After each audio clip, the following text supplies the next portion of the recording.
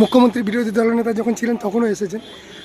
আজ এই প্রথমবার মুখ্যমন্ত্রী হয়ে আসছেন শুভেন্দু অধিকারী, কি বলবেন, কেমন লাগছে?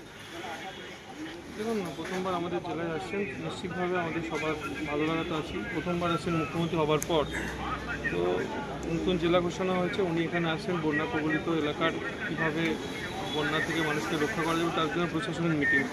তো আমরা সবাই ওয়েট করে আছি ওনার জন্য, উনি আসবেন, আমাদের বৈঠক হবে এবং বন্যা দুর্গত মানুষদেরকে কীভাবে আমরা রিলিফ দেবো তার সেই বিষয়ে প্রশাসনিক উচ্চ পর্যায়ের বৈঠক হবে। শুধু কি এই বৈঠক হবে নাকি পরিদর্শনও কি? শুধু বৈঠক। আজকে শুধু ওনার কর্মসূচি আছে বৈঠকের জন্য।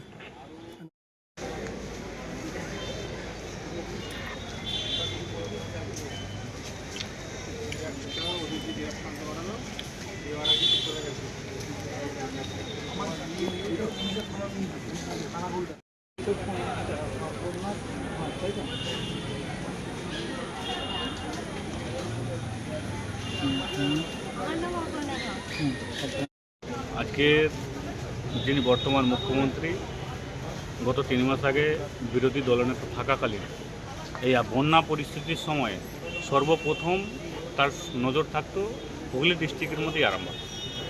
বিরোধী দলনেতা থাকাকালীন এই আরামবাগেতে প্রত্যেক বন্যায় এসছেন, আগাম প্রস্তুতি কী আছে সরজমিনে দেখতে এসছেন।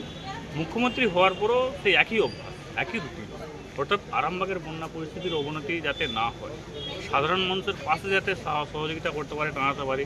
বন্যার অবনতি হলে সাধারণ মানুষ কী বিপদে পড়ে এই খানাকুলের মানুষ, আরামবাগের মানুষ, গোঘাটের মানুষ, ফুলপুরের মানুষ জানে। সেই বিপদ থেকে রক্ষা করার জন্য আগাম প্রস্তুতি আমাদের কী আছে তার জন্য রাজ্যের মুখ্যমন্ত্রী আজকে এসছেন, সরজমিনে এসছেন।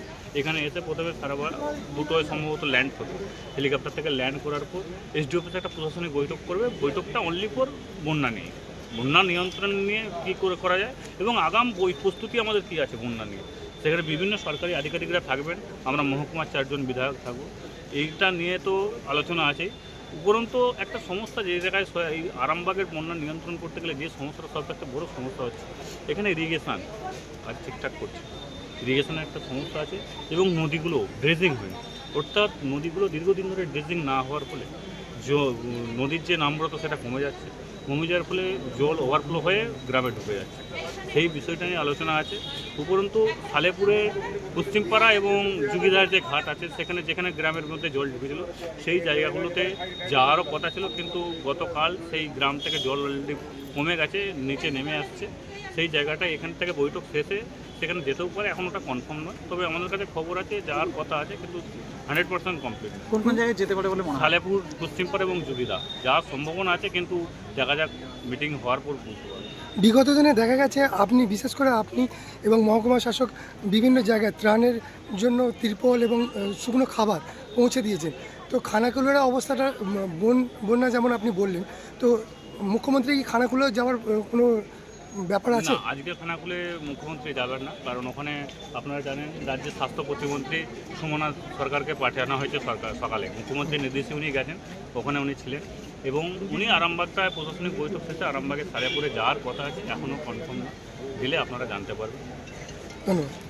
ইয়াম্মা কোম্পানি অনুমোদিত আরামবাগ মহকুমার একমাত্র মেইন ডিলার আমনা অটো সাপ্লাই এখন বিশ্বমানের শোরুম নিয়ে হাজির হয়েছে আরামবাগের গড়বাড়িতে। বাইক ও স্কুটারের লেটেস্ট কালেকশন ন্যায্য মূল্যে পেয়ে যাবেন আমাদের এখানে। অত্যাধুনিক মেশিন, কম্পিউটারের সাহায্যে গাড়ির সমস্ত ফল্ট চিহ্নিত করা এবং কোম্পানির ট্রেনিং প্রাপ্ত মেকানিক দ্বারা গাড়ির সার্ভিসিং করার সুব্যবস্থা রয়েছে। একই ছাদের তলায় রয়েছে ইয়াম্মা কোম্পানির অরিজিনাল স্পেয়ার পার্টস এর বিরাট কালেকশন। এখানেই শেষ নয়, ইয়াম্মা কোম্পানির unbreakable helmet, riding jackets, gloves, T শার্টেরও বিরাট কালেকশন রয়েছে। তাই বাইক মানি হলো জাপানি ইয়াম্মা, আর ইয়াম্মা মানি হলো আমনা অটো সাপ্লাই। 35 বছর ধরে আপনাদের জীবন পথের সঙ্গী। আমাদের ঠিকানা গড়বাড়ি, আরামবাগ, হুগলি। যোগাযোগ নাম্বার 9083247009 অথবা যোগাযোগ করুন 9083247007।